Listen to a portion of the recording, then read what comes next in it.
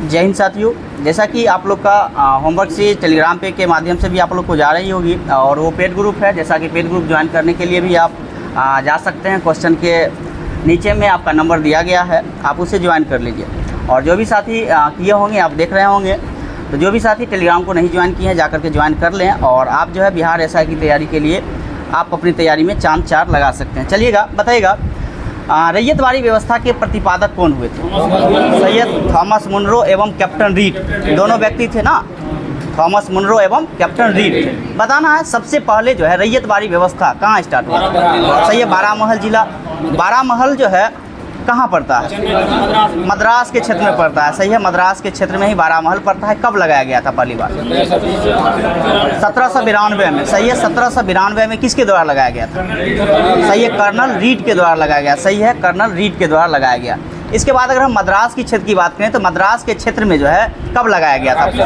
सही है, 1820 में। देखिए, पहले बारामहल में स्टार्ट 1792 में हुआ था, कैप्टन रीड के द्वारा स्टार्ट किया गया था। 1820 में जो है पूरे मद्रास के क्षेत्र में जो है रैयतवाड़ी व्यवस्था लगाया गया था। सही है, इसके बाद भी रैयतवाड़ी व्यवस्था इसके बाद मुंबई में भी लगाया गया था।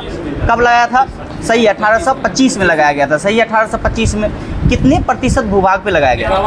सही है, 51। सही है, 51% भूभाग पे जो है लगाया गया था, याद रखिएगा। हाँ, सबसे अधिक इसी पे लगाया गया था। इसके बाद बताइएगा और सारी व्यवस्थाएं हैं, जैसे कि अस्थाई बंदोबस्त हो गया, इसी को जो है इस्तिमरारी बंदोबस्त के भी नाम से जानते हैं, ये बताना है, या जमींदारी व्यवस्था के नाम से हम जानते हैं। इस्तिमरारी हो गया, अस्थाई हो गया, या जमींदारी व्यवस्था हो गया, बंदोबस्त हो गया। इसके प्रतिपादक कौन थे? सही है, लॉर्ड कॉर्नवालिस हो जाएंगे। कब लगाया था ये? सही है, 1793 में लगाया था। ये जो है बताना, अस्थाई बंदोबस्त किस क्षेत्र में लगा था? सही है, बंगाल में लगा था। मुख्य रूप से जो है ये बंगाल में और बिहार में लगा था। सबसे पहले बंगाल में स्टार्ट हुआ था, इसके बाद बिहार में भी वो आगे बढ़ा था। तो सबसे पहले की बात करें तो बंगाल में ही लगाया गया था। इसके बाद रैयतवाड़ी व्यवस्था हम जैसे बताए थे, किस किस क्षेत्र में रैयतवाड़ी व्यवस्था लगा था? देखिएगा, ये जो लगा था मद्रास के क्षेत्र में, मुंबई के क्षेत्र में और असम सीमा प्रांत के क्षेत्र में लगाया गया था। असम में भी लगा था, इसको भी याद करिएगा।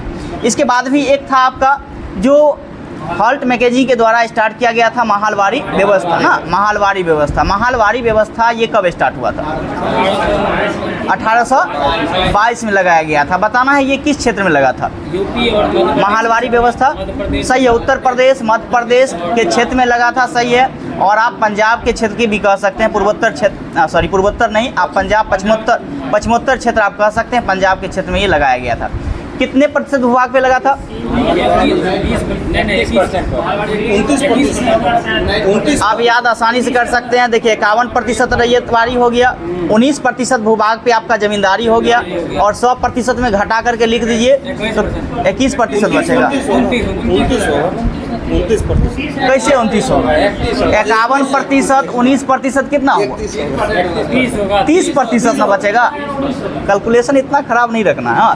100% में माइनस करेंगे 51% और 19%, तो बचेगा कितना प्रतिशत? 30%। तो 30% भूभाग पे जो है आपका महालवाड़ी व्यवस्था लगाया गया था। सही है, 30% भूभाग पे लगाया गया था।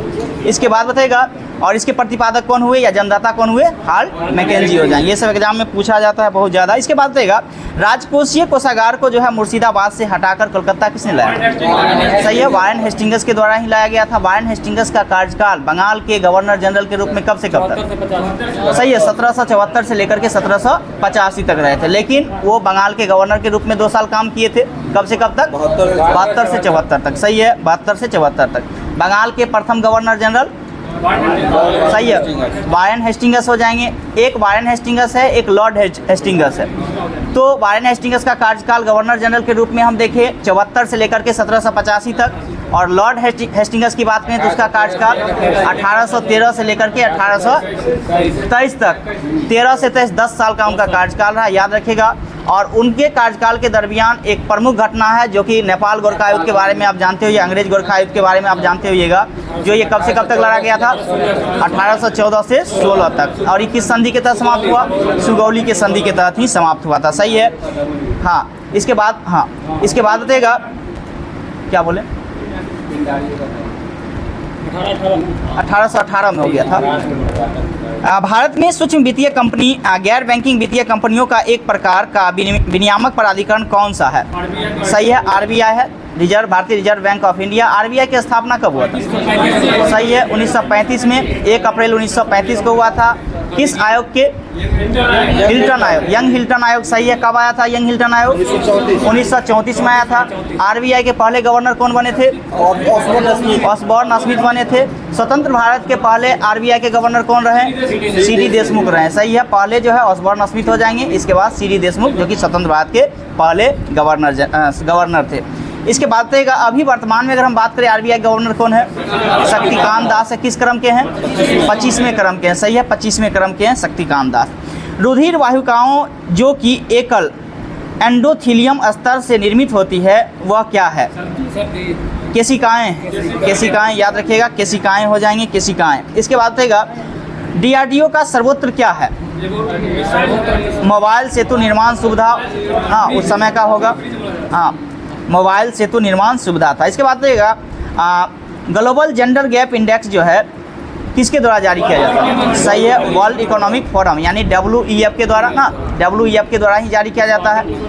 क्या हो जाएगा? विश्व आर्थिक मंच की स्थापना कब हुआ था? 1971। सही बोल रहे हैं, विश्व आर्थिक मंच की स्थापना 1971 में। और UNEP की स्थापना कब हुआ था? 1972 में। इसके बाद रहिएगा WEF जो बताएं उसका मुख्यालय कहाँ है? जेनेवा में। इसके बाद अभी हम UNEP बताएं, इसका मुख्यालय कहाँ है? नैरोबी केन्या में। इसकी स्थापना 1972 में, ठीक है। और WEF की स्थापना 1971 में। इसके बाद एक ऑप्शन है आपके पास ट्रांसपेरेंसी इंटरनेशनल, इसकी स्थापना कब हुआ था? जो कि भ्रष्टाचार सूचकांक जारी यही संस्था करता है, ये बताना है इसकी स्थापना कब हुआ था? 1993 में। याद रखिएगा 1993 में। और इसका मुख्यालय कहाँ है? जर्मनी के बर्लिन में। याद रखना है, जर्मनी के बर्लिन में जो है ट्रांसपेरेंसी इंटरनेशनल का मुख्यालय है। एक वर्ल्ड बैंक भी ऑप्शन में था। वर्ल्ड बैंक की स्थापना कब हुआ? 1944 में। 1944 में इसकी स्थापना हुआ था। और वर्ल्ड बैंक से पहले इसका क्या नाम था? इस संस्था का क्या नाम था? IVRD। आपसे पूछा भी जाता है कभी कभी, याद रखेगा। वर्ल्ड बैंक से पहले इसका नाम था IVRD। और ये बताना है ये किसकी अनुशंसा पे इसका गठन हुआ था? वर्ल्ड बैंक की जो गठन हुआ था, वर्ल्ड बैंक का गठन, ये किसकी अनुशंसा पे हुआ था? ब्रेटन वुड्स समिति के तहत हुआ था। ब्रेटन वुड्स समिति के तहत ही किया गया था वर्ल्ड बैंक की स्थापना। सही है। ऑपरेशन फ्लड का संबंध किससे था? दूध उत्पादन से। और ये जो कार्यक्रम कब चलाया गया था? 1970 में। किस व्यक्ति के द्वारा? वर्गीज कुरियन के द्वारा। प्रत्येक वर्ष दूध दिवस कब मनाते हैं? 26 नवंबर को। और संविधान दिवस कब मनाते हैं? 26 नवंबर को ही मनाते हैं। तो याद रखिएगा, दूध दिवस 26 नवंबर और संविधान दिवस 26 नवंबर को ही मनाते हैं। इसके बाद रहेगा मनुष्य में श्रवप्राश जो है, आवृत्ति श्रवप्राश कितना होता है? सही है, 20 से 20,000 HZ हो जाएंगे। सही है, 20 से 20,000 HZ। और इसके बाद अश्रव की बात करेंगे तो सही है, 20,000 HZ से कम होता है। सही है, नीचे होता है। इसके बाद एक प्राश्रव है जो कि प्राश्रव कितना होता है? सही है, 20,000 से ऊपर का ध्वनि जितना भी है वो आपका जो है प्राश्रव होता है। इसको कौन कौन सुन सकता है? सही है, कुत्ता, बिल्ली, चमगादड़ ये सब सुन सकते हैं। सही है। इसके बाद रहेगा चूहा भी सुनता है। सही है, चूहा भी सुन सकता है। सबसे अधिक प्रयोग करने वाला ज्वर रोधी दवा कौन सा था? सही है, पैरासीटामोल हो जाएंगे। सही है, पैरासीटामोल। पीरक हारी कितने प्रकार के होते हैं? 2 प्रकार के होते हैं। सही है, एक का आपका नाम है स्वापक और दूसरा का नाम है आपका अस्वापक पीड़ाहारी। 2 प्रकार के होते हैं, जिसमें आप देखेंगे अस्वापक पीड़ाहारी में जो है पैरासीटामोल को देख सकते हैं, एस्पिरिन को देख सकते हैं। और स्वापक में जो है मार्फिन हो गया, हीरोइन हो गया, कोडीन हो गया, ये सब आते हैं। इसके बाद रहेगा क्वेश्चन था आपका, निम्न से कौन सा एक गैर सदस्य के रूप में संसद के किसी सदन की कार्यवाही में भाग ले सकता है? ऑप्शन सही है, भारत के मानवाधिकार था। किस आर्टिकल में है? आर्टिकल 76 में। सही है, आर्टिकल 76 के अंतर्गत दिया गया है। बताइएगा कालीबंगा जो है बताना है किस राज्य में था? राजस्थान में। और राजस्थान के किस जिला में? हनुमानगढ़ जिला में। इसके खोजकर्ता की बात करेंगे तो कौन थे? अमलानंद घोष। अमलानंद घोष के द्वारा कब किया गया था? 1951 में। बाद में बीबी लाल एवं बीपी थापर भी इसमें सहयोग किए थे उत्खननकर्ता में। हाँ, तो अमलानंद घोष, बीबी लाल एवं बीबी थापर के द्वारा जो है कालीबंगा की खोज किया गया। इसके बाद तो कोट दीजी बताना है। कोट दीजी जो है ये कहाँ स्थित है? कोट दीजी जो है ये कहाँ है? सिंध, सही है, सिंध प्रांत के क्षेत्र में ही आ जाएंगे। बनवाली की बात करेंगे तो बनवाली हरियाणा में, सही है, बनवाली हरियाणा में हो जाएंगे। और इसके बाद राखी गढ़ी की बात करेंगे तो ये भी हरियाणा में। कल ही बताए थे राखी गढ़ी जो कि भारत का सबसे बड़ा सिंधु घाटी सभ्यता का जो एक स्थल है, ये बताना है ये पूर्व सिंधु घाटी सभ्यता का स्थल था या हड़प्पा सभ्यता का था या उत्तर सभ्यता का? पूर्व हड़प्पा सभ्यता का था, याद रखना है। पूर्व हड़प्पा सभ्यता में हम बताए होंगे, कालीबंगा का नाम बताए होंगे, इसके बाद राखी गढ़ी का भी नाम बताए होंगे। तो ये सब पूर्व सिंधु घाटी सभ्यता का ही आगमन के दौरान ये सब आया था सर। इसके बाद रहेगा सूती वस्त्र की। अगर हम बात करते हैं सूती वस्त्र कहाँ से मिला था? सूती वस्त्र की छाप जो है देखिएगा, एक तो मोहनजोदारो से मिला ही मिला है, इसके बाद भी कालीबंगा से भी मिला है। हाँ, एक तो ये क्वेश्चन पूछा गया था 2213 या 2646 मेंस में, सॉरी ना, ठीक है, पूछा गया होगा, डिस्क्रिप्शन में लिखा गया।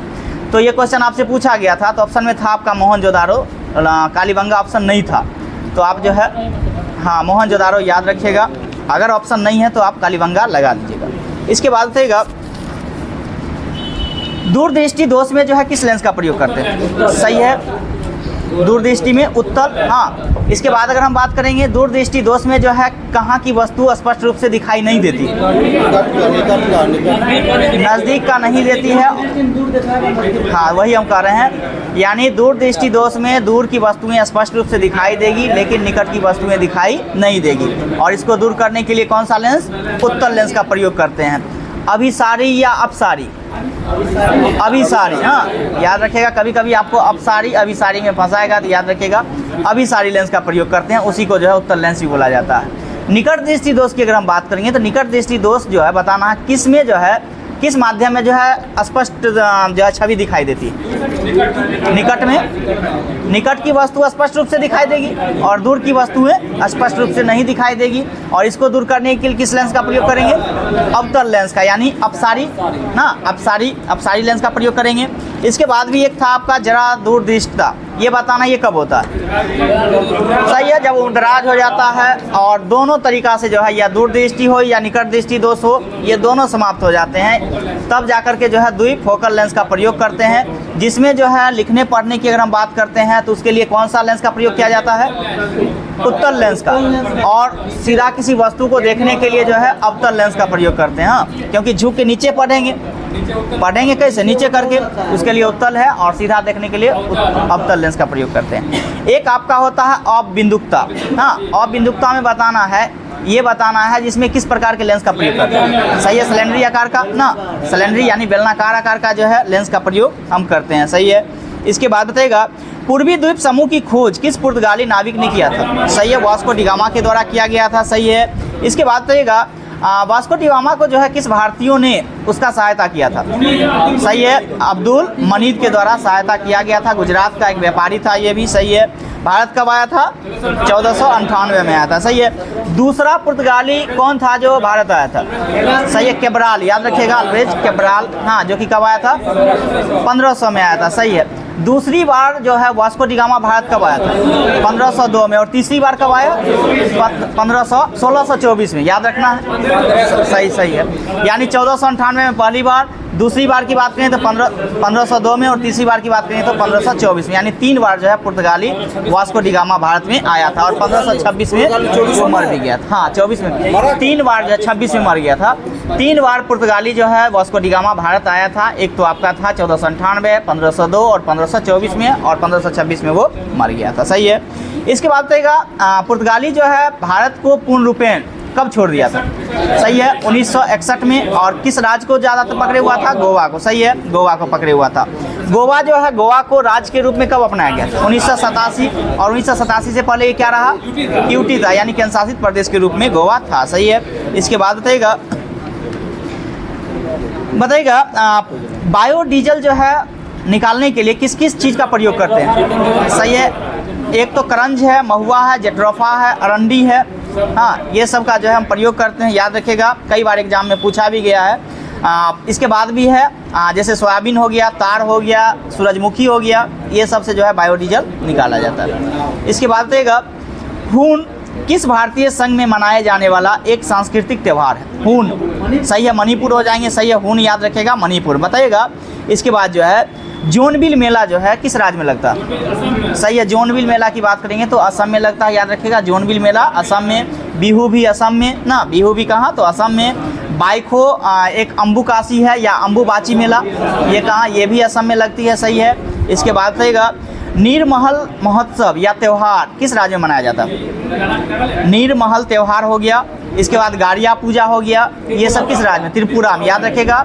वहाँ का एक जो है खर्ची पूजा भी है जो कि फेमस है, ये त्रिपुरा का है। अभी जस्ट बताएं देखो, नीरमहल हो गया, गाड़िया पूजा हो गया, खर्ची त्यौहार हो गया, ये सब जो है त्रिपुरा में ही मनाया जाता है। इसके बाद बताएगा एज ऑफ टाइम किसकी एक हस्ती की जीवन की कहानी है? सही है, कल्पना चावला हो जाएंगे, सही है, कल्पना चावला। कल्पना चावला का जो है जन्म कब हुआ था?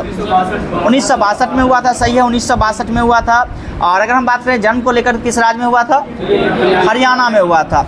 हालांकि भारतीय मूल की ही थी लेकिन बसी कहाँ? अमेरिका में ना, अमेरिका में ही बसी थी। इनका देहांत कब हो गया? 2003 में, याद रखिएगा, 1 फरवरी 2003 को इनका देहांत हो गया, सही है, 1 फरवरी 2003 को देहांत हुआ था। इसके बाद बताएगा किसी वस्तु को बल व त्वरण के बीच का संबंध दिया जाता है न्यूटन के कौन से गति के नियम से? दूसरा, क्योंकि बल और त्वरण का रहा ना, तो बल F बराबर ma हो जाएगा, यानी एक्सेलेरेशन जो है किससे मिलता है? तो दूसरा नियम से। बल की परिभाषा जो मिलता है वो पहला नियम से मिलता है ना, तो बल का व्यंजक पूछेगा तो दूसरा से, और बल की परिभाषा पूछे तो पहले नियम से, सही है।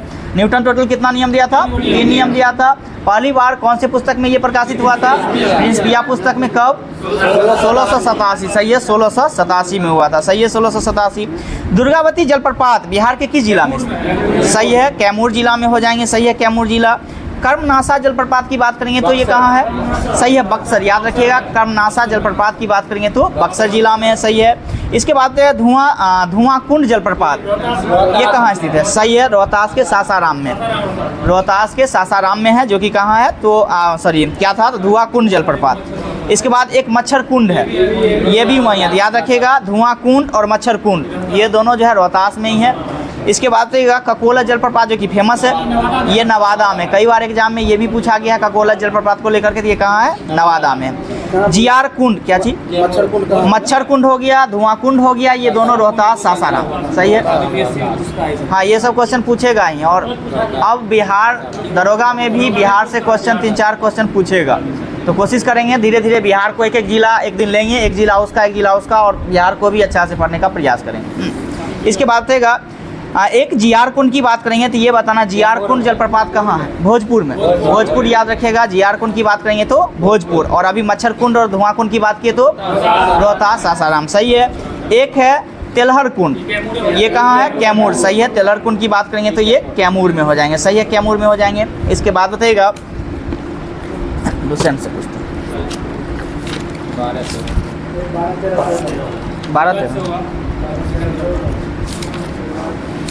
मगध का उत्कर्ष था ना, अच्छा, पारसी धर्म से। चलिएगा बताइएगा पारसी धर्म के पैगंबर जो थे वो कौन थे?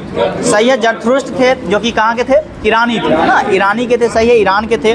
और भारत पर पहली बार आक्रमण जो है किसके द्वारा किया गया था? ईरानियों के द्वारा ही किया गया था ना, ईरानियों के द्वारा ही किया गया था। बताना है किसने किया था, व्यक्ति का नाम बताइए।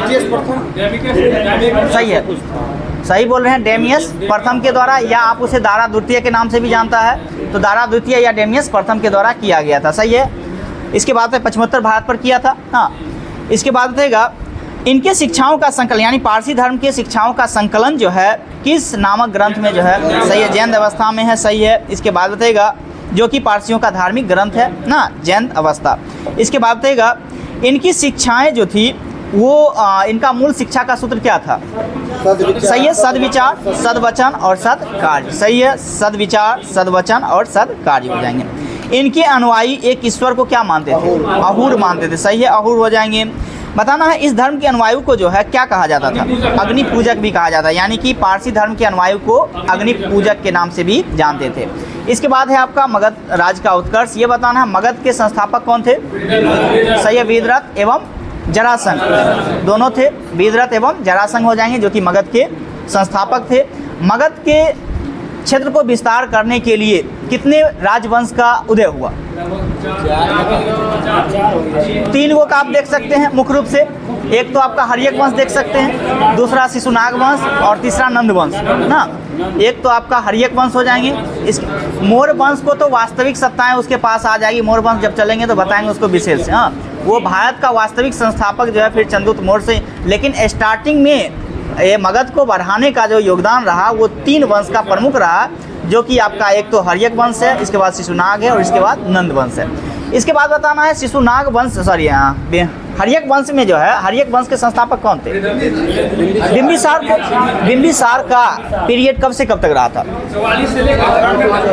सही है, 544 से लेकर के 492 BC तक ये बिंबिसार का कार्यकाल है। आपसे कभी भी पीरियड ऐसे नहीं पूछेगा, लेकिन कह देगा इनमें से सही क्रम सजाइए। पहले दे देगा बिंबिसार, अजातशत्रु, इसके बाद उदयन, या और सारे दे देंगे आपको शिशुनाग वंश से। तो सबसे पहले उसका याद रहेगा तो आप आसानी से जो है उसको क्रमबद्ध कर सकते हैं। तो हम देखें बिंबिसार की अगर हम बात किए तो 544 से लेकर के 492 BC तक रहे। इसके बाद अगर हम बात करेंगे, जो बिंबिसार ने मगध को अपनी राजधानी कहाँ बनाया था? राजगिरी में बनाया था। सही है, राजगिरी में बनाया था। सही है, राजगिरी में बनाया। हाँ, इसके बाद अगर हम बात करेंगे तो उनके पुत्र जो हुए, क्या नाम था बिंबिसार के पुत्र? सही है, अजातशत्रु। हालांकि कहा जाता है अजातशत्रु ने अपने पिता को मार दिया था और इस वंश को पितृहंता वंश के नाम से भी जानते हैं, लेकिन कई सारे इतिहासकार इस पे बहुत सारी टिप्पणी करते हैं। तो ये समझ लेना है मार दिए थे, क्योंकि बहुत सारे इतिहासकार कहते हैं वो अपने खुद से जहर पी के मर गए थे, जेल में बंद थे। तो हाँ, इस प्रकार से ये टिप्पणी शायद हम बताए भी थे आप लोग को एक बार। हाँ, इसके बाद अगर हम बात करेंगे, अजातशत्रु ने अपनी राजधानी कहाँ बनाया? अजातशत्रु वही राजधानी वो नहीं बनाया, वैशाली में नहीं बनाया। वो अपनी जो पिता की राजधानी था वही राजगिरी में ही वो जो है अपने साम्राज्य को विस्तार किया था। इसके बाद उनका जो पुत्र हुआ उदयन, हाँ, उदयन जो हुआ था वो अपनी राजधानी को कहाँ लाया? पाटलिपुत्र। और कहा जाता है पाटलिपुत्र जो है सबसे पहले वो गांव के रूप में बस्ती थी वो, और उसको पाटलिपुत्र को आगे बढ़ाने में सर्वाधिक योगदान की अगर हम बात करते हैं तो उदयन का ही रहा है। और ये उदयन ने ही वहाँ राजधानी लाया। स्वाभाविक सी बात है, राजधानी लाएगा तो बहुत सारा वो डेवलप होगा। इसके बाद पाटलिपुत्र की बात करेंगे तो पाटलिपुत्र जो है या पटना जो है बताना है कितने नदी का संगम पे बसा हुआ है? 3 नदी है। 3 नदी हम उस दिन ही बताए थे। एक तो आपका सोन हो जाएंगे, गंगा हो जाएंगे और गंडक हो जाएंगे। हाँ, याद रखना है 3 नदी पर बसा हुआ है। इसके बाद बताइएगा अंक को जो है अपने साम्राज्य में किसने मिला लिया था? बिंबिसार के द्वारा मिलाया गया था। जब हाँ बता रहे हैं, जब अंक पे जो है बिंबिसार ने आक्रमण किया था तो वहाँ का राजा कौन था? ब्रह्मदत्त। यानी ब्रह्मदत्त को हरा करके जो है उन्होंने अंक को जो है अपने साम्राज्य में मिला लिया था। पहली बार ये बताना महाजनपद में कौन से ऐसे महाजनपद हुए जिसने साम्राज्यवाद की नीति को पालन किया? मगध ही किया था। साम्राज्यवाद का मतलब यही था, यानी अपने साम्राज्य को विस्तार करने के लिए किसी दूसरे साम्राज्य को हासिल करना या उसे हराना और अपने अंदर कर लेना, वही साम्राज्यवाद की नीति। हालांकि कई सारे देश अभी भी उस पर काम कर रहा है। हाँ, देख सकते हैं बहुत सारे देश अभी भी हैं। इजराइल क्यों, अपना बगल में चाइना को ले लीजिए, क्यों उतना दूर जाना? हाँ, वो भी इस नीति पर काम करते रहा है। इसके बाद भी अगर हम बात करेंगे तो किसने जो है अपनी राजधानी को राजगिरी से हटा करके वैशाली लाया था? शिशुनाग। याद रखना है, शिशुनाग वंश के जो संस्थापक बने वो कौन बने? शिशुनाग बने ना, शिशुनाग बने। और शिशुनाग ने अपनी राजधानी को जो है राजगिरी से हटा करके जो है पाटलिपुत्र से हटा करके वो कहाँ लाया? वैशाली लाया। क्योंकि शुरू में तो राजगिरी में राजधानी बिंबिसार के द्वारा बनाया गया, उदयन फिर क्या पाटलिपुत्र ना, पाटलिपुत्र बनाया। इसके बाद जो है पाटलिपुत्र से हटा करके जो है शिशुनाग ने वैशाली लाया। फिर बताना है फिर किसने वैशाली से हटा करके जो है फिर पाटलिपुत्र ले गया? कालाशोक। यानी शिशुनाग के पुत्र ही हुए कालाशोक, उन्होंने अपनी राजधानी को जो है फिर वैशाली से हटा करके जो है उन्होंने पाटलिपुत्र को ले गया। इसके बाद बताइएगा, एक जीवक का नाम आप सुने होंगे, हाँ, जो कि किसका राजवैद्य था? ये बिंबिसार का। महात्मा बुद्ध से भी जुड़ी कहानी है जीवक के बारे में। हाँ, क्यों जुड़े हुए हैं? सही है, सेवा के लिए। यानी कहा जाता है महात्मा बुद्ध एक बार बीमार पड़ गए थे तो उनकी सेवा देखरेख करने के लिए जो है बिंबिसार ने जीवक को भेजा था। सही है, बिंबिसार, स्वाभाविक बात है। अब उसे भेजा था तो बिंबिसार होंगे किस वंश से संबंधित होंगे? बौद्ध धर्म से संबंधित होंगे ना, तब तो उसको भेजे होंगे। इसके बाद भी अगर हम बात करेंगे अजातशत्रु को लेकर के, तो अजातशत्रु किस धर्म को अपनाया था? बौद्ध धर्म को ही अपनाया था। कहानी कितना इंटरेस्टिंग था हम बताए होंगे, सुनिएगा, ध्यान दीजिएगा क्या था, हम उसके बारे में थोड़ा सा आपको बताने का प्रयास करते हैं। हाँ, अमरपाली की कहानी तो हम आपको एक बार सुनाए ही है, फिर इतना कन्फ्यूजन क्यों करना। कहानी ये था, जो जिस समय में जो 16 महाजनपद का उदय हुआ था, उस 16 महाजनपद की चर्चाएं आपको बताए होंगे। भगवती सूत्र से मिला है जो कि जैन ग्रंथ, एक प्रमुख जैन ग्रंथ है। महावत से मिला है जो कि बौद्ध एक प्रमुख ग्रंथ है। इसके बाद भी हम बताएंगे अंगुत्तर निकाय से मिला है जो कि ये भी बौद्ध ग्रंथ एक फेमस ग्रंथ है। उससे 16 महाजनपद की चर्चाएं की गई है। लेकिन 16 महाजनपद में सबसे ज़्यादा, अगर राष्ट्र की भावनाओं को लेकर के हम बात करते हैं, तो सबसे ज़्यादा राष्ट्र की भावनाएं एक किसमें था, तो वज्जी में था। वज्जी जो कि वैशाली को आप देखने का प्रयास कर रहे थे, उसमें सबसे एक एक आदमी के जो है मन में राष्ट्रवाद की भावनाएं थी। और कहा भी जाता था अगर आप जो है वैशाली चल गए तो समझिए आप सारा सुख सुविधा वहाँ पा लीजिएगा, ये चीज़ कहा जाता था उस समय में। तो स्वाभाविक सी बातें हैं, जो लोग उसको हथियाना चाहेगा ही चाहेगा। तो बिंबिसार ने जो है, बिंबिसार की बात करेंगे तो बिंबिसार के अमरपाली के नाम से कुछ जुड़ा हुआ कहानी है। अमरपाली का नाम अभी भी आप लोग सुनते होइएगा तो कुछ न कुछ या तो आप नहीं समझते होइएगा, नहीं तो थोड़ा सा लगता होगा। ध्यान दीजिएगा, अमरपाली उसी वैशाली के ही रहने वाली थी। अमरपाली और वो जो थी नृत्यांगना थी, यानी नाच गान करने वाली लेडीज़ थी। तो बिंबिसार को जो है एक झलक अमरपाली पे पड़ जाती है और इतना ज़्यादा उसके अंदर चाहत हो जाती है कि वो किसी तरह अपने बस में करना वो चाहते हैं। करने के बाद जो है, हालांकि अमरपाली भी उससे जो है रिलेटेड हो जाते हैं, जुड़ जाते हैं, लेकिन अमरपाली को इस बात का पता नहीं है जो बिंबिसार मगध का राजा है। अगर उसे इस बात का पता रहता तो, क्योंकि जो वैशाली देख रहे हैं और मगध देख रहे हैं, दोनों में ठीक ठाक नीति नहीं चल रहा था, क्योंकि उससे पहले भी बिंबिसार ने उस पर कई आक्रमण करवाए। तो जिस समय में उसके साथ अपना कुछ इंटरफेयर चल रहा था, उसी वक्त जो है अमरपाली बिंबिसार से कहते हैं, जब आप बड़ी बड़ी बातें उसके सामने में किया करते थे, उसी दरमियान अमरपाली कहते हैं जब इतना आपके अंदर है तो आप एक काम कीजिए। बोले क्या करना है? बोले आप जो अभी युद्ध जो चल रहा है, यानी मगध और जो है वज्जी का जो युद्ध चल रहा है, उसको आप रुकवा दीजिए। बोले इतनी सी बात? हालांकि अमरपाली नहीं जानती थी जो वहाँ के राजा है, और स्वाभाविक बात है उस बात को कहें और तुरंत युद्ध रुक गया। इसके अंदर लगा ये तो कुछ है। इसके बाद भी ये बातें जो है इंटरफेयर चलते रहा। हालांकि उनसे जो है एक पुत्र भी पैदा ले लिया था, बिंबिसार से जो है एक पुत्र भी पैदा अमरपाली से हो गया था। इसकी खबर जो है अजातशत्रु उसके पुत्र को चल गया। पुत्र के साथ अच्छा रिलेशन पिता में नहीं रहा। उनको कहा जाता है जिनको जेल में जाकर के बंद करवा दिया गया, जेल में उनको पिता को जो है बंद कर दिया गया। इसके बाद भी अमरपाली इतनी खूबसूरत औरत थी जो उसके पुत्र अजातशत्रु को भी रहा नहीं गया। वो भी बेचारा एक आध बार आया उसके साथ मिलने के लिए, वो भी मिला। इसके बाद अमरपाली को इस बात का पता चल गया कि ये बिंबिसार का ही पुत्र है, बिंबिसार का ही ये पुत्र है। और जब इस बात की खबर लगी तो वो स्वाभाविक बात है डिस्टेंस बनाएगा ही बनाएगा, क्योंकि बिंबिसार से भी एक पुत्र हो गया था उसके साथ। तो जब डिस्टेंस बना करके जो अमरपाली ने भी बौद्ध धर्म को जाकर के लास्ट में स्वीकार कर लिया।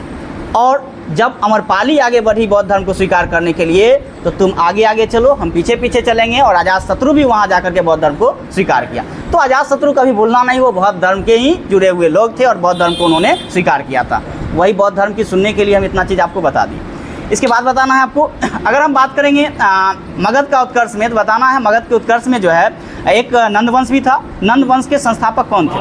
महापद्म नंद थे ना, महापद्म नंद थे। महापद्म नंद ने भी कई सारी उपाधि को धारण किया था। जैसे कौन कौन सा उपाधि था? एक राट की उपाधि भी धारण किया था ना, सर्व छत्रों से की उपाधि भी उन्होंने धारण किया था। एक राट की उपाधि को धारण करने का प्रयास किया था और वो किया था। इसके बाद अगर हम बात करते हैं, जैसे कि हम देखे थे हर्यक वंश में, हर्यक वंश के अंतिम शासक कौन थे? नागदशक ना। इसके बाद अगर हम बात करेंगे नंद वंश के अंतिम शासक को देखने का प्रयास करेंगे तो घनानंद ना, घनानंद जो कि लास्ट शासक रहे। नंद वंश के अंतिम शासक की बात करेंगे तो घनानंद ही थे। चाणक्य किसके दरबार में रहा करते थे? घनानंद के दरबार में पहले थे। हाँ, घनानंद के दरबार में कहा जाता है जो उनसे एक बार अपमानजनक बातें उनके साथ किया गया, वो उनको अच्छा नहीं लगा। उन्होंने जो है, हालांकि घनानंद कुछ क्रूर शासक था, जब उनको अपमानित करके जो उनको भी एक बार जेल में बंद कर दिया गया था। तो ये बदला चुकाने के लिए चंद्रगुप्त मौर्य की खोज थी और चंद्रगुप्त मौर्य मिला और उसका बदला लिया था। वही नंद वंश की जगह जो है फिर मौर्य वंश की स्थापना चंद्रगुप्त मौर्य के द्वारा किया गया था। जब हम पढ़ेंगे मौर्य वंश को तो उसको अच्छा से देखने का प्रयास करेंगे। सिकंदर भी था इसमें, सिकंदर भी था। बताना है सिकंदर जो, अगर हम बात करें सिकंदर का जन्म जो हुआ था कब हुआ था? 356 BC में जन्म हुआ था। सिकंदर जो है मैसिडोनिया का शासक कब बना? 336 बताएं, यानी 20 वर्ष की अवस्था में ही उन्होंने मैसिडोनिया का शासक बना था। हालांकि सिकंदर का गुरु कौन था? अरस्तु था ना। अरस्तु सिकंदर का गुरु रहा है। उनकी भावनाओं में, उनकी माइंड में इतना चीज़ वो भर दिए थे जो उनको लगा जो हम पूरे विश्व विजेता बन सकते हैं। वो कभी भी जो है पीछा उलट के नहीं देखते थे इसका परिणाम क्या होगा, हमेशा आगे की तरफ बढ़ते रहे। उसी आगे की बढ़ने के क्रम में जो है उन्होंने भारत पे अभियान स्टार्ट किया। भारत पर उन्होंने कब अभियान स्टार्ट किया? 326 BC में। भारत पर अभियान करने से पहले वो जो है तक्षशिला में आया था। तक्षशिला का कौन सा राजा ऐसा था जो सिकंदर के सामने आत्मसमर्पण कर दिया? अंबी था ना, अंबी था। और उन्होंने जो है भारत अभियान पर जो है सिकंदर का साथ भी दिया था, मदद भी दिया था। सही है। इसके बाद बताना है, सिकंदर जब भारत पर आक्रमण किया तो सबसे पहली बार जो है किसके साथ युद्ध हुआ था? पोरस के मध्य युद्ध हुआ ना, जिसे जो है यूनानी भाषा में हाइडे स्पीच का युद्ध कहा जाता है। यूनानी भाषा में जो है हाइडे स्पीच का युद्ध कहा जाता है। किस नदी के किनारे? झेलम नदी के किनारे ही हुआ था, पोरस के मध्य हुआ था। क्या पोरस ने आत्मसमर्पण शुरुआत में किया था या नहीं किया था? तो नहीं किया था। सही है। जब सिकंदर के सामने जो है लास्ट बार में जो है जब वो पोरस हार जाते हैं तो उसके सामने किस बात को व्यक्तित्व कह के जो है उन्होंने उसके सामने आत्मसमर्पण किया था, ये बताना। ये सिकंदर पूछे थे जो अब तो तुम हार गए हो, अब तुम्हारे साथ क्या सलूक किया जाए? कौन सा कथन? बोले एक राजा दूसरे राजा की तरह जैसे भांति करते हैं, जैसे लोग करते हैं, उसी तरह मेरे साथ भी आप कीजिए। इतना कॉन्फिडेंस के साथ बोलना आसान नहीं होता है एक युद्ध में हार जाने के बाद। तो इस बात को पोरस ने कहा था। इसलिए हम सीधे सीधे ये नहीं कह सकते हैं जो पोरस हार गया था या कुछ हो गया था, उसके अंदर जज्बा था भारत के प्रति। वहीं से देख लिया। तो सिकंदर की बात करते हैं। सिकंदर मगध पर क्या आया था? सिकंदर मगध तक पहुंच पाया था? नहीं कहाँ पहुंच पाया? नहीं पहुंच पाया था ना, क्योंकि उन्होंने किस नदी को पार करने से इनकार किया? ब्यास नदी को पार करने से जो है इनकार कर दिया था। सही है, ब्यास नदी को पार करने से इनकार कर दिया। हालांकि वो नहीं आने का भी बहुत सारा कारण था। जो उनकी सेनाएं थी वो तो कमज़ोर पड़ गई थी, बहुत दिन हो गया था, क्योंकि 19 महीना तक सिकंदर ने भारत में रहा था। एक बार पूछा भी गया है क्वेश्चन, सिकंदर ने भारत में जो है कितना समय तक रहा? 19 महीना तक जो उन्होंने भारत में रहा था। सेना बहुत दिन से जो है घर छोड़ दिए थे, उनकी घर भी याद आ रही थी। इसके बाद भी सेनाओं के मन में ये भावनाएं आ गई जो ये पोरस जब इतना जो है शक्तिशाली राजा है, मगध के बारे में तो सुन रहे हैं बहुत बड़ा विस्तारित क्षेत्र है, जब हम मगध पे जाएंगे तो फिर क्या होगा? तो ये सब चीज़ से जो है उन्होंने डर गया था और वो इनकार कर दिया जो हम ब्यास नदी को पार नहीं कर पाएंगे। और उस समय में भी ब्यास नदी जो है, उस समय में मौसम का समय था, उस समय का ब्यास नदी में पानी बहुत ज़्यादा आ गया था। ये सब वजह भी उसका था। इसके बाद क्या है? ज्योग्राफी है ना।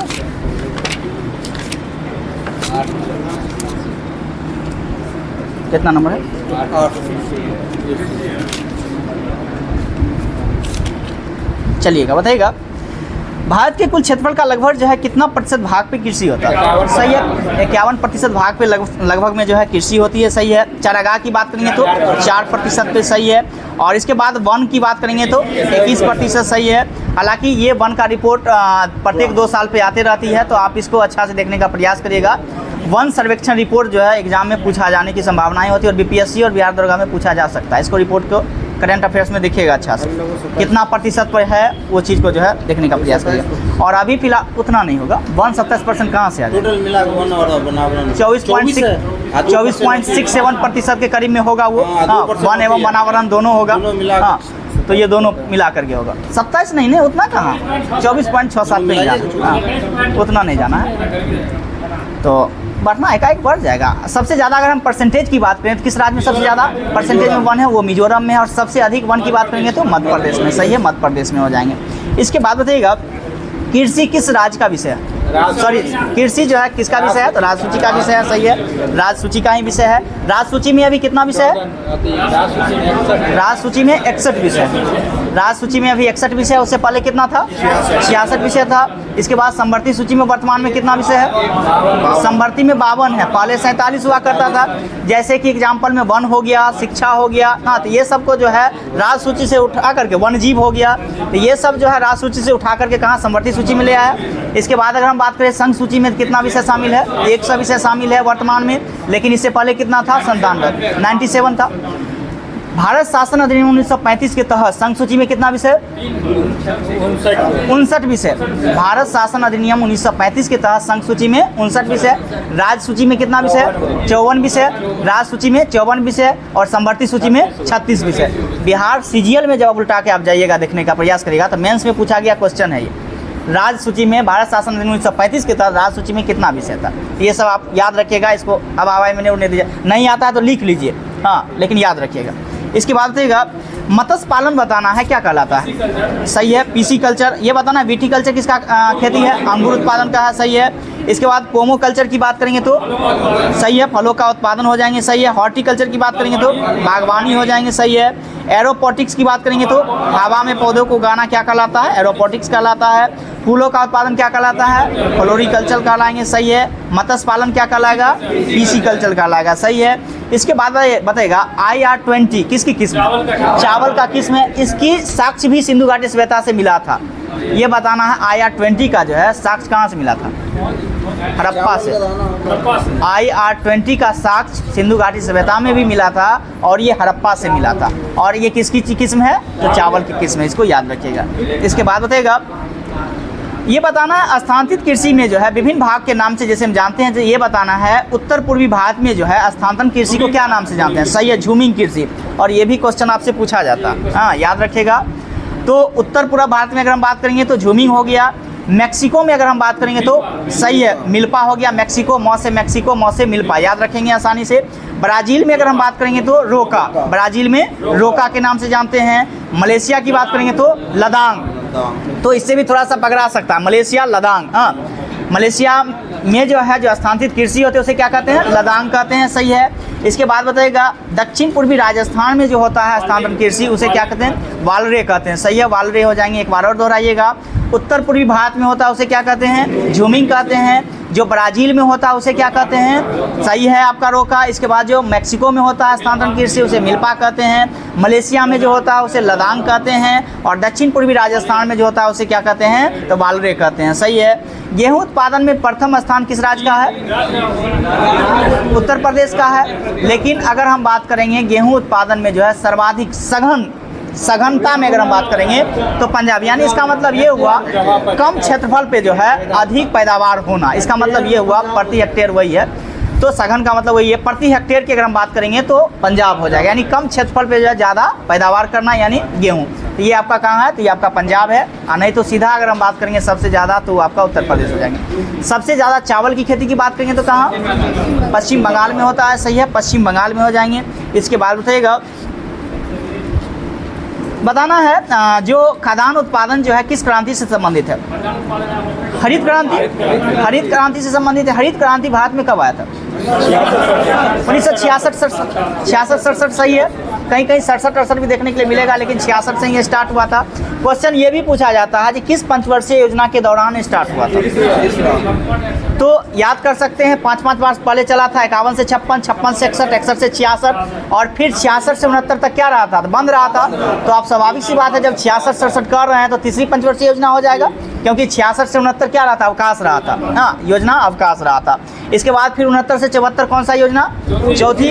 इसके बाद भी 74 से 78 पाँचवीं। नाम का है पाँचवीं, लेकिन चला था 4 वर्ष का ही। पाँचवीं पंचवर्षीय योजना 4 वर्ष का ही चला था, जो 1974 से लेकर के 1978 तक ही चला था।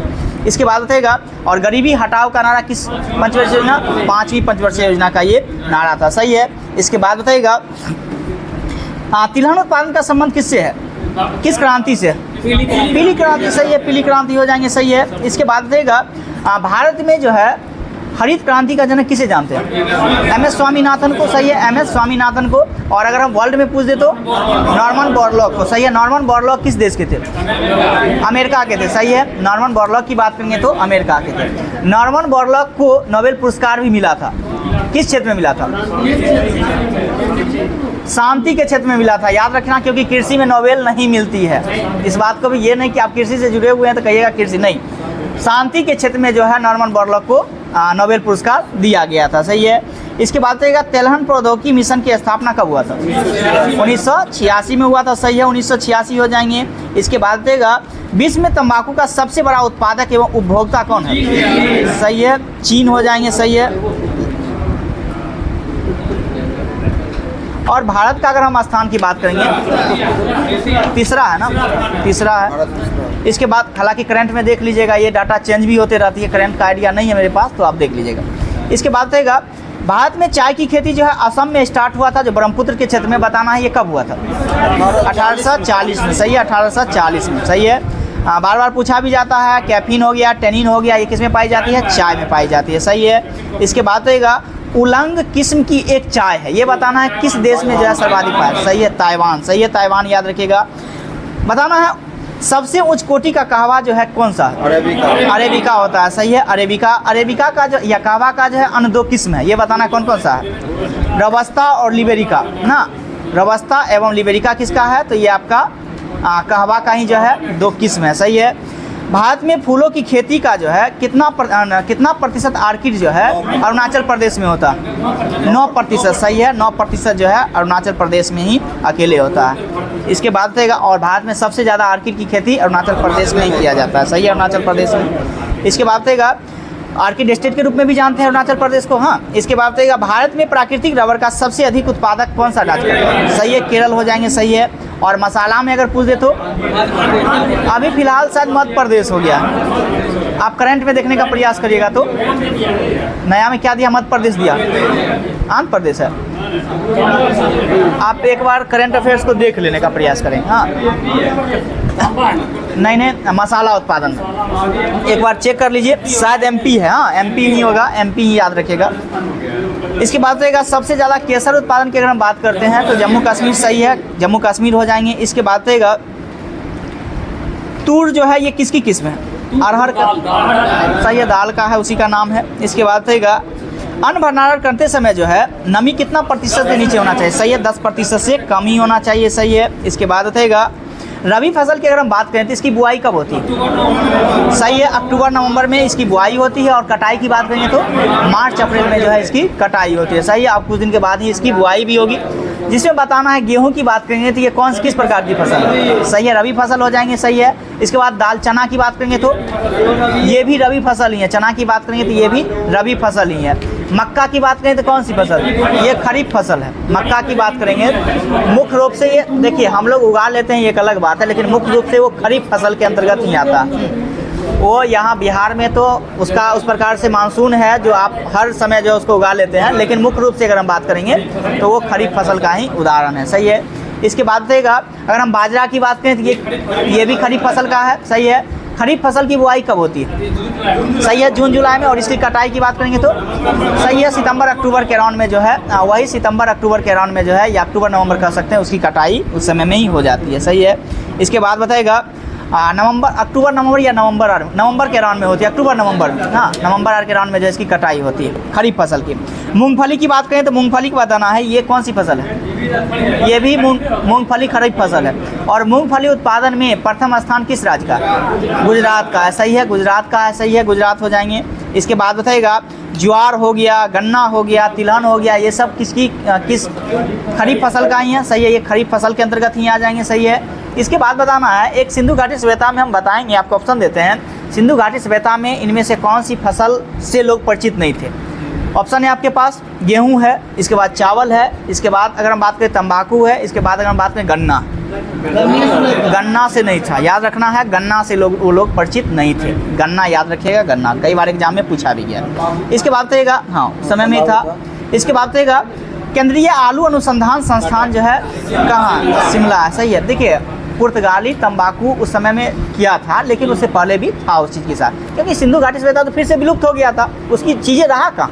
अगर वो चीज़ें रहता तो हम लोग बहुत ज़्यादा डेवलप में रहते आज, उतना जो हम पीछे हो गए, क्योंकि सिंधु घाटी सभ्यता क्या हो गया? विन्यास हो गया, वो खत्म हो गया था। हाँ, हम लोग का जो स्टार्टिंग हुआ पीरियड वो तो आपका वैदिक सभ्यता से हुआ है, और वैदिक सभ्यता से चलते आ रहा है ना। वैदिक सभ्यता क्या लुप्त हुआ? नहीं हुआ, हाँ, वहाँ से हम देख रहे हैं 1500 BC से देख रहे हैं। इसके बाद रहेगा भारतीय तिलहन अनुसंधान संस्थान का मुख्यालय कहाँ? हैदराबाद है, सही, हैदराबाद हो जाएंगे। केंद्रीय नारियल अनुसंधान संस्थान का मुख्यालय, सही है, कासरगोड हो जाएंगे, सही है। इसके बाद केंद्रीय चाय अनुसंधान केंद्र, सही है, जोरहाट हो जाएंगे, सही है, सही है। जोरहाट कहाँ है? असम में। याद रखिएगा जोरहाट असम में है, सही है। केंद्रीय कपास अनुसंधान का मुख्यालय कहाँ? नागपुर हो जाएंगे, सही है। केंद्रीय चावल अनुसंधान की बात करेंगे तो इसका मुख्यालय कटक ओडिशा में हो जाएंगे, सही है, कटक ओडिशा में हो जाएंगे। इसके बाद बताइएगा मौलिक कर्तव्य था ना। इसके बाद बताइएगा अगर हम बात करें मूल संविधान में मौलिक कर्तव्य की संख्या कितनी थी? 0 नहीं थी। हाँ, मूल संविधान में मूल कर्तव्य या मौलिक कर्तव्य नहीं थी। इसे जो है कौन से संविधान संशोधन के तहत जोड़ा गया? 42वें संविधान संशोधन के तहत जोड़ा गया। मौलिक कर्तव्य किस देश से लिया गया है? रशिया के संविधान से लिया गया है, सही है। अगर हम बात करेंगे मौलिक कर्तव्य में तो वर्तमान में मौलिक कर्तव्य की संख्या कितना है? 11वां मौलिक कर्तव्य कौन सा है? सही है, 86वां संविधान संशोधन 2002 के जोड़ा गया था और बच्चा के शिक्षा से संबंधित है। हाँ, बच्चा 6 से 14 वर्ष के शिक्षाओं से संबंधित है, जो कि आर्टिकल 21 के क में ये वर्णित किया गया और ये एक मौलिक अधिकार के रूप में इसे अपनाया गया, सही है। इसके बाद अगर हम बात करेंगे सरदार स्वर्ण सिंह समिति के सिफारिश पे मूल कर्तव्य को जोड़ा गया या मौलिक कर्तव्य को जोड़ा गया। सरदार स्वर्ण सिंह समिति में कितना टोटल मेंबर थे? 12 मेंबर थे, जिसकी अध्यक्षता किसके द्वारा किया जा रहा था? सरदार स्वर्ण सिंह के द्वारा ही अध्यक्षता किया जा रहा था, सही है। ये 42वें संविधान संशोधन कब हुआ था? 1976 में, और 42वां संविधान संशोधन के तहत ही जोड़ा गया इसे। इसके बाद बताइएगा ये क्या करिएगा, आप लोग याद किए हैं कि नहीं किए हैं? ये आपको जो मौलिक कर्तव्य है 11, ये याद करना पड़ेगा। पहले एग्जाम में नहीं, आज से 2 साल पहले जाएगा तो कभी नहीं पूछा, लेकिन अब के एग्जाम में पूछ देता है क्या इनमें से कौन सा मूल कर्तव्य नहीं है? तो सबसे पहले है वाला तो याद होना चाहिए। तो 11 के 11 आपके जवान पे याद होना चाहिए, आप याद कर लीजिएगा, ठीक ना। हाँ, सीरियल जरूरी नहीं है, सीरियल कभी भी नहीं पूछेगा, नहीं, ये गलत चीज़ है। सीरियल कभी भी नहीं आपसे पूछा जाएगा। सिर्फ और सिर्फ आपको ये याद होना चाहिए, सीरियल गलत चीज़ है, ये सीरियल थोड़ी ना 1-2 है, ये ऐसी नहीं है। सिर्फ और सिर्फ आप जो है याद रखिएगा जो मूल कर्तव्य के अंतर्गत क्या क्या चीज़ें हैं, ठीक ना, इसको याद रखिएगा। हाँ, इसके बाद बताइएगा भारतीय संघ की कार्यपालिका शक्ति जो है किस में निहित होती है? राष्ट्रपति में निहित होती है, सही है। किस आर्टिकल में? आर्टिकल 53, सही है, आर्टिकल 53 हो जाएंगे। राष्ट्रपति का पद किस आर्टिकल में? आर्टिकल 52 में। अभी तो देख लीजिए आर्टिकल 53 में क्या है? कार्यपालिका का शक्ति राष्ट्रपति में निहित होगा। आर्टिकल 54 में क्या है? सही है, राष्ट्रपति के निर्वाचन ना, निर्वाचन मंडल है। इसके बाद आर्टिकल 55 की बात करेंगे तो सही है, राष्ट्रपति के निर्वाचन की रीति की बात करेंगे तो आर्टिकल 55 के अंतर्गत ही है। राष्ट्रपति के पदावधि की बात करेंगे तो आर्टिकल 56 में है। राष्ट्रपति को जो है पुनर्निर्वाचन की बात करेंगे तो 57 में है, सही है। राष्ट्रपति की योग्यताएं की बात करेंगे तो 58 में है, सही है। इसके बाद राष्ट्रपति के लिए शर्त की बात करेंगे तो वो 59 में है, और राष्ट्रपति के शपथ की बात करेंगे तो आर्टिकल 60 में है, और राष्ट्रपति पर महाभियोग की बात करें तो इस आर्टिकल में है 61 में है। राष्ट्रपति की क्षमादान की अगर हम बात करेंगे तो आर्टिकल 72 में वर्णित है, सही, आर्टिकल 72 में। ये जो राष्ट्रपति पर महाभियोग लगाया जाता है संसद के सबसे पहले किस सदन में पेश किया जाएगा? सही है, किसी भी सदन में, यानी या तो पहले लोकसभा में या तो पहले राज्यसभा में कर सकते हैं, यानी किसी भी सदन में जो है पहले पेश किया जा सकता है। लेकिन उपराष्ट्रपति पर अगर महाभियोग लगती है तो ये बताना है जो सबसे पहले किस सदन में? उच्च सदन में ना, उच्च सदन में, तो राज्यसभा के अंतर्गत जो है इसे सबसे पहले रखना पड़ेगा। अगर हम बात करेंगे राष्ट्रपति पर महाभियोग जो लगता है, बताना है अगर लोकसभा या राज्यसभा के उसमें सदस्य मेंबर है जितने, कितना लोग जो है इस बात से सहमति दे दे जो राष्ट्रपति पर महाभियोग जो है लगना चाहिए सबसे पहले? 1/4, सबसे पहले जो है 1/4 उस सदन के लोग जो है अनुमति दे दे। इसके बाद जो है अगला चीज़ में भेजेगा, फिर उस लोग जो है उतना की सहमति देंगे। इसके बाद 2/3 टोटल बहुमत के जो है 2/3 बहुमत से जो है उस पर महाभियोग लग जाएगा। लेकिन इसके लिए भी कंडीशन ये है जो लगाने से पहले 14 दिन पहले पूर्व सूचना राष्ट्रपति को देना अनिवार्य है, वो देना पड़ेगा। इसके बाद बताना है डॉक्टर राजेंद्र प्रसाद की अगर हम बात करेंगे तो ये कब से कब तक जो है भारत के राष्ट्रपति रहे हैं? तो 50 से 62 तक रहे हैं। देखिए ये भी कार्यकाल आपसे कभी नहीं पूछेगा, लेकिन ये जरूर पूछ देगा, जो क्रम भी पूछ सकता है, ये जरूर पूछ देगा या उनके दरमियान जो कोई घटना हुआ, भारत चीन के मध्य युद्ध हुआ, उस समय में भारत के राष्ट्रपति कौन थे? भारत पाकिस्तान के मध्य युद्ध हुआ, उस समय भारत के राष्ट्रपति कौन थे? क्वेश्चन पूछने का लिहाजा यही होता। आपको जरूरी नहीं है कि एकदम एक याद रटे मुँह पे, नहीं, या सीक्वेंस पूछ लेगा, इनमें से जो राष्ट्रपति का क्रम सही करें तो कम से कम ये आपको याद रहेगा, तभी आप कर सकते हैं। तो राष्ट्रपति की बात की तो 1950 से लेकर के 62 तक रहा था। राजेंद्र प्रसाद की अगर हम बात करें, राजेंद्र प्रसाद को भी भारत रत्न दिया गया था। ये कब मिला था? 1962 में राजेंद्र प्रसाद को भारत रत्न से सम्मानित किया गया था, सही है। इसके बाद अगर हम बात करें भारत के दूसरे राष्ट्रपति कौन हुए थे? एस राधाकृष्णन ना, एस राधाकृष्णन जो कि भारत के दूसरे राष्ट्रपति हुए थे और इनको भी भारत रत्न से सम्मानित किया गया था। कब? 1954 में। क्योंकि भारत रत्न का स्टार्टिंग की बात करें तो कब हुआ था? 1954 में ही भारत रत्न स्टार्टिंग हुआ था। और 1954 में कितने भारतीयों को जो भारत रत्न दिया गया? 3 को का दिया गया ना। कौन कौन थे? सीवी रमन थे, राधाकृष्णन थे और एस चंद्रशेखर थे। हाँ, यानी कि 3 व्यक्ति को जो है भारत रत्न 1954 में दिया गया था। सही है। भारत रत्न में कितनी राशि दिया जाता है? एक भी राशि नहीं दिया जाता, इस बात को याद रखिएगा। हाँ, पीपल का जो है एक उसके लिप टाइप का जो है उसमें रहता है। हाँ, वही एक सम्मानजनक चीज़ें है। और भारत का सबसे ज़्यादा सर्वोच्च सम्मान की बात करेंगे तो भारत रत्न ही है। दूसरे स्थान पे सर्वोच्च सम्मान की बात करेंगे तो पद्म विभूषण ना, पद्म विभूषण है। और तीसरे स्थान पे अगर हम बात करेंगे तो पद्म भूषण। क्या कोई दिक्कत? पद्म भूषण, यानी कि पहले की अगर हम बात करेंगे तो भारत रत्न हो गए हैं। दूसरे स्थान पे अगर हम बात करेंगे तो पद्म विभूषण हो गए हैं। तीसरे स्थान पे बात करेंगे तो पद्म भूषण हो गए और चौथे पे बात करेंगे तो पद्मश्री अवार्ड हो गए। सही है, पद्मश्री अवार्ड। इसके बाद बताइएगा फ़खरुद्दीन अली अहमद की अगर हम बात करते हैं तो फ़खरुद्दीन अली अहमद भी जो है भारत के राष्ट्रपति के रूप में रहे हैं। बताना है ये किस क्रम के थे? 5वें थे। सही है। और ये आपको 5वें इसलिए आपको याद रखना है क्योंकि जब भारत और पाकिस्तान के मध्य जब युद्ध हो रहा था तो उस समय राष्ट्रपति यही थे। यानी 74 से 77 तक इनका जो है कार्यकाल रहा था। हाँ, क्योंकि 1975 में आप देख रहे हैं और 1975 में राष्ट्रीय आपातकाल की घोषणा भी किया गया था। तो क्वेश्चन कई बार ये पूछा है जो 1975 में राष्ट्रीय आपातकाल लगाया गया था उस समय भारत के राष्ट्रपति कौन थे? फ़खरुद्दीन अली अहमद, आप याद रखिएगा। सही है।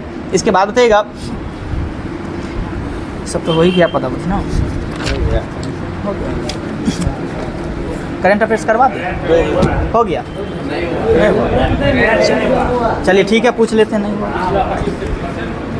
ठीक है, पूछ लेते हैं।